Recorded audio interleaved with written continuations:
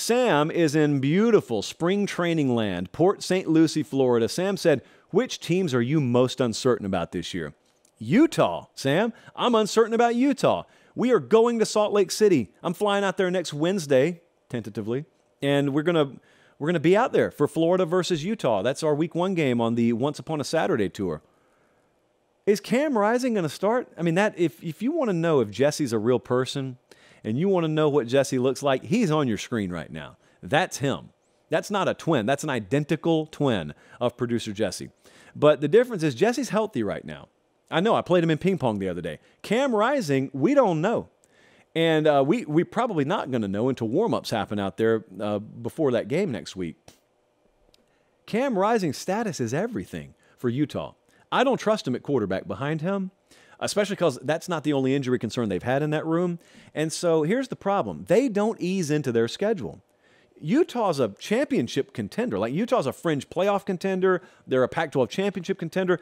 But they got Florida in Week 1. They go to Baylor the very next week, and they got UCLA in Week 4 at Oregon State in Week 5. They will have already played Florida, Baylor, UCLA, and Oregon State before the end of September. If you don't have a quarterback ready to go, you're losing multiple games there. You could be 1-3. You could be out of the picture.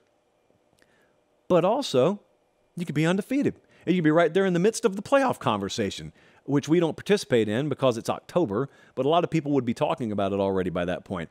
All the possibilities, all the range of possibilities are there with Utah. It's one of the most uncertain teams to me in college football entering the season for that very reason. Next up, this is the easiest one. Texas A&M clearly is one of the most uncertain teams in college football. This is self-explanatory, but why not? I know a lot of you are coming back to the table. Hope you enjoyed your summer. Pretty irresponsible to acknowledge the offseason, but don't worry. We let you back in the door, penalty-free. You know they got Bobby Petrino. I think everyone knows that. Has anyone figured out how to properly calibrate your expectations with them? Top 5 roster. Let me repeat it because some of you don't believe that. They got a top 5 talent roster in America. You probably also are slightly shocked to know that they have a loaded wide receiver room, but they do. Can they take advantage of it? We'll see. Loaded defensively, they're loaded in many places. They're elite in so many ways. The fan base is elite. The facilities are elite. The culture's elite. Is the team elite? Or do they have the ceiling this year of being elite? Because there's a world where they play in Atlanta. They're that talented. There's a world where they're 7-5 as well. Or worse. That is the definition of an uncertain team. SMJ, show me Jimbo. Other acronyms I could throw out there, but I want your children to be able to listen to the show. It is SMJ time. Or maybe Sudge. Show us, Jimbo. Show us.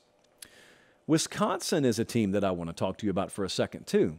Just parked over there in the Big Ten West. Last year of divisions. So much change for Wisconsin. Luke Fickell's the head coach there now. We've had him on late kick already. How about that? The roster personnel, you would think, is not built for the offense they're going to run. So, quick refresher, he comes in, he hires Phil Longo, who was down at North Carolina. Then they go and get Tanner Mordecai out of the portal from SMU, and they portaled in 3 more wide receivers, and all of a sudden, you're looking around and you're saying, oh, Braylon Allen's still here at running back, and a lot of our bowling ball personnel is still here, but could we, I don't know, maybe throw the ball a time or 3 per game this year? And it's the definition of uncertainty. Their over-under's 8.5. I don't think odds makers have the slightest clue what to expect either. I think they're going to be in a ton of one-possession games this year. The portal moves make it a wild card. Okay, the new coaching staff, the new philosophy there. I asked Fickell about it, and he said on this show about a month ago, he said, oh, it's going to look different. Like, we're no bones about it. Going to look different at Wisconsin. How different, how early? Buffalo at Washington State, Georgia Southern, weeks 1 through 3, and then they start conference play at Purdue. They do not play Michigan in the regular season. They get Ohio State at home to wrap up October. The line on that game is single digits right now, like 9.5, but it's single digits right now. That's an uncertain team. 8 wins, 11 wins, 6 wins, 10 wins, whomst amongst us knows. And lastly, what about Oklahoma? There's uncertainty around Oklahoma. Preseason win total's 9.5. There's no history to fall back on. This is the problem. So if a coach who has achieved at high levels just has a bad year, but he's achieved before, you don't doubt. You know he's done it before, he could do it again. Brent Venables hasn't. So you're having to still go on blind faith. They were 6-7 last year. They were terrible defensively. You're having to go on blind faith. We've done the argument. We've done the stuff. We've done the scenarios here with Oklahoma. Okay? I can explain myself around year one just like you can. I can explain the very, very inept results just like you can.